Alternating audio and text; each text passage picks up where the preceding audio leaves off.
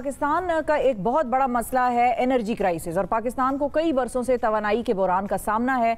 डैमों का तस्करा ज़्यादा होने के बायस आम तौर पर यह तासुर पाया जाता है कि मुल्क में बिजली पानी यानी हाइडल पावर से ही हासिल की जाती है, जबकि हकीकत में 63% बिजली जो है वो भाप यानी कि थर्मल पावर से हासिल होती है और कार्बन ईंधन से पैदा होने वाली जो बिजली है वो बहुत महंगी है और पाकिस्तानी मईशत की जड़ें खोखली कर रही है। पाकिस्तान को तवानाई के हवाले से दरपेश मसाइल क्या हैं, उनका हल क्या है, तवानाई के मुतबादिल ज़राए पर पाकिस्तान में कितना काम हो रहा है, इस पर हम बात करेंगे आज खास तौर पर। Acting director energy office USAID हमारे साथ मौजूद हैं नदीम हबीब साहब। अस्सलाम वालेकुम नदीम साहब। जी वालेकुम अस्सलाम।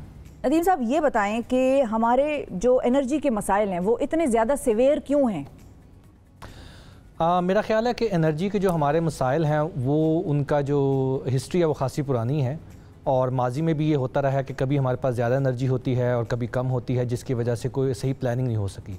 तो मेरा ख्याल है कि सबसे बड़ा इशू तो प्लानिंग का है कि प्लानिंग होनी चाहिए। और दूसरी बात फिर ये कि हमारे जो एनर्जी का यूजेज है उसके ऊपर भी बहुत सारे इश्यूज़ हैं जो कि बड़े अरसे चले आ रहे हैं, जिसमें बिजली की चोरी सर फहरिस्त है। तो जब तक ये प्लानिंग और बिजली की चोरी और बिजली को बचाने के जो तरीके हैं लोगों को मालूम हैं, उनका इस्तेमाल जब तक आम नहीं होगा उस वक्त तक बिजली का बहरान वैसे का वैसा ही रहेगा। बिल्कुल ठीक है। तो सर ये जो बिजली की चोरी है ये तो रोकना उस कंपनी का काम है जो कि डिस्ट्रीब्यूशन कंपनी होती है, लेकिन हमारे पास बिजली की जो तलब और रसद है उसका फ़र्क भी तो बहुत ज़्यादा है ना, कि हम प्रोड्यूस इतनी नहीं कर रहे जितनी हर जगह पर पहुंचाई जा सके। जी, अब इसमें आपने जैसे कहा कि वो बिजली की चोरी जो है वो कंपनी का काम है कि वो उसको बिजली की चोरी को बचाए, उसके ऊपर यकीनन कंपनीज काम भी कर रही हैं। बदकिस्मती से कुछ इलाके ऐसे हैं कि जहाँ पे मैं कहूँगा कि रिट ऑफ द गवर्नमेंट भी खासी कमज़ोर है, वहाँ पे किसी भी मामले को लोगों के साथ जाकर डील करना खासा मुश्किल हो जाता है कंपनीज़ के लिए भी। तो वहाँ पे भी काफ़ी ज़्यादा इश्यूज़ अभी तक वैसे के वैसे ही हैं।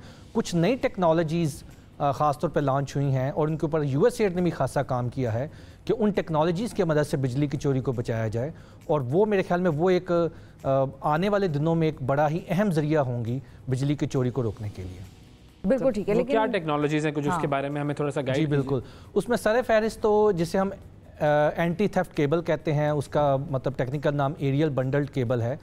बेसिकली ये ऐसी केबल है कि जिस पे आप कुंडा लगा के उससे बिजली नहीं चुरा सकते, क्योंकि आम जो केबल्स होती हैं उनके ऊपर आपने शायद कुछ इलाकों में देखा होगा वहाँ पे कुंडा लगा लिया जाता है, तो इन केबल्स के ऊपर कुंडा नहीं लगाया जा सकता।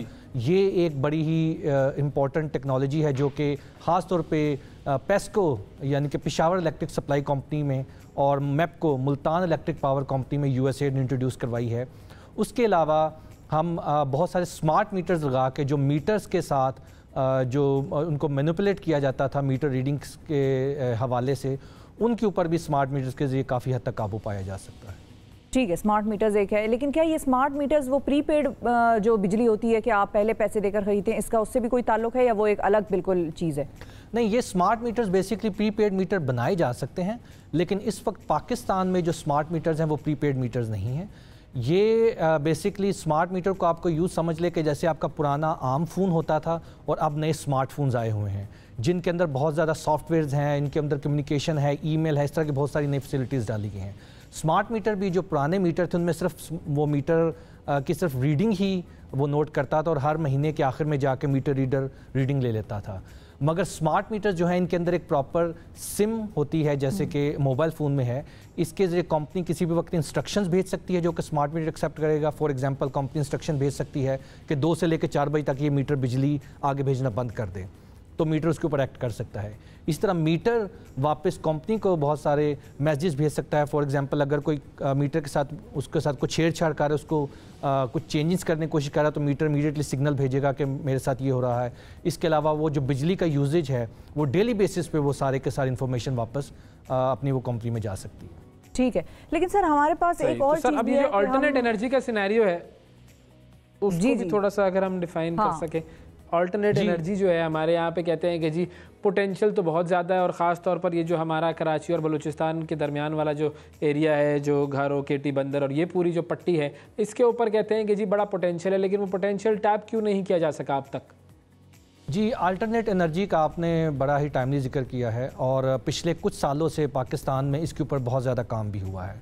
अगरचे उस रफ्तार से और उतनी तेज़ी से नहीं हुआ जितना होना चाहिए, लेकिन फिर भी पिछले 10 साल के अंदर ख़ास तौर पे विंड एनर्जी में काफ़ी काम हुआ है। अब अल्टरनेट एनर्जी है क्या? कायरीन की और सामीन की मालूमात के लिए सिर्फ ये बताते चलें कि अल्टरनेट एनर्जी से मुराद वो तमाम रिसोर्सेज ऑफ एनर्जी है जो कि आम हालात में पहले इतने ज़्यादा आम नहीं थे, और ये बेसिकली वो रिसोर्सेज हैं जो कि किसी एग्जिस्टिंग रिसोर्स को रीयूज़ करके बनाए जा रहे हैं। इसमें बिजली हवा और यानी कि एयर विंड, और दूसरा सोलर यानी कि सूरज शमसी तवानाई जो है ये ज़्यादा अहम है और मकबूल हैं। तो पाकिस्तान में अभी आप देखें कराची का, जैसे आपने जिक्र किया, कराची से चंद किलोमीटर ही दूर जिम्पीर के एक इलाका है, वहाँ पे विंड पावर प्लांट्स काफ़ी ज़्यादा लगाए जा चुके हैं और उनसे बिजली जनरेट हो रही है। इसी तरह कुछ ऐसे एरियाज़ हैं पाकिस्तान के अंदर बहुत ज़्यादा जनरेट हो रही होगी, कोई फिगर है हमारे सामने कोई? जी, इस वक्त लगभग कोई 1800 मेगावाट की कैपेसिटी है वहाँ पे, जो कि पाकिस्तान के ओवरऑल 32-34 हज़ार में। एक्चुअल प्रोडक्शन पूछ रहा हूँ मैं जी, सॉरी दोबारा बताएं। एक्चुअल प्रोडक्शन पूछ रहे हैं जी वो जी, एक्चुअल प्रोडक्शन का नंबर, एक्चुअल प्रोडक्शन पूछ रहा हूँ जी। एक्चुअल प्रोडक्शन का नंबर इस वक्त जो है वो पोटेंशियल तो उस पूरे कॉरिडोर का कहते हैं कि 50,000 मेगावाट का है जी। पोटेंशियल तो बहुत ज़्यादा है, लेकिन मैं बात कर रहा हूँ जो कि इस वक्त प्लांट्स वहाँ पे लग चुके हैं और जो कि प्रोड्यूस करने की सलाहियत रखते हैं। एक्चुअल प्रोडक्शन जो है वो बेसिकली डेली बेसिस पे ऊपर नीचे होती रहती है, और वो डिपेंड करता है कि जो हमारा जो नेशनल डिस्पैच सेंटर है वो उस दिन कितनी बिजली किसी भी दिन से ले रहा है। ठीक है। अच्छा सर, एक और चीज़ है वो भी आपसे मैं पूछना चाहूँगी, वो ये है कि हमारे यहाँ कितने रिजर्व्स रह गए हैं गैस के और तेल के, क्योंकि ज़ाहिर है एक वक्त आएगा कि जब ये चीज़ें ख़त्म हो जाएंगी और हमें इवेंचुअली चाहते हुए या ना चाहते हुए कंपनीज़ को भी, मुल्कों को भी एक ऑल्टरनेट एनर्जी सोल्यूशन की तरफ जाना पड़ेगा। तो पाकिस्तान में ज़खायर जो हैं वो अब कितने रह गए हैं? कितने अरसे तक हमारी जो गैस के जो ज़खायर हैं या तेल के हैं वो कारामद हो सकते हैं हमारे लिए? जी, पाकिस्तान तो ऑलरेडी जो गैस और दोनों तेल है वो बाहर से मंगवा रहा है। आपको पता ही होगा कि हम इंपोर्ट करते हैं, और वो हमारी मुल्क की ज़रूरियात अपने जो इंटरनल हमारे रिसोर्स उनसे पूरी नहीं हो रही। अब इसमें दो इश्यूज़ हैं। नंबर एक, जो एक तबका फ़िक्र है ख़ास तौर पे इस चीज़ पे बहुत ज़्यादा बहस भी करता है कि हमारा जो तमाम का तमाम रिसोर्स पोटेंशल है उसको अभी तक एक्सप्लॉइट ही नहीं किया गया। बहुत सारे इलाके ऐसे हैं जहाँ पे गैस या तेल है लेकिन उसको अभी तक एक्सप्लॉइट नहीं किया गया। बहरहाल उनका अपना एक नुक्ता नज़र है, उसके ऊपर अगर उसको एक्सप्लॉइटेशन की तरफ भी चाहेंगे तो एक ख़ासा वक्त दरकार होगा। मौजूदा सूरत हाल ये है कि हम अपनी जो एनर्जी की जो गैस और जो तेल की ज़रूरियात हैं उनके लिए हम इंपोर्ट के मोहताज हैं। हम इंपोर्ट कर रहे हैं, चाहे वो LNG की सूरत में हो और चाहे वो ऑयल की सूरत में हो। बिल्कुल ठीक और है। उसको हम अपने डोमेस्टिक यूज़ में भी और एज़ वेल एज़ अपने पावर प्लांट्स में भी दोनों को इस्तेमाल कर रहे हैं। ठीक है, बहुत शुक्रिया अदा करेंगे नदीम साहब। आपके साथ एक बड़ा थॉरो सेगमेंट था एनर्जी के हवाले से, और हमें ज़ाया नहीं करना चाहिए। जो भी हमारे पास ज़खायर हैं, रिसोर्सेज हैं, उनको ज़ाया ना करें बस, खुदा के वास्ते।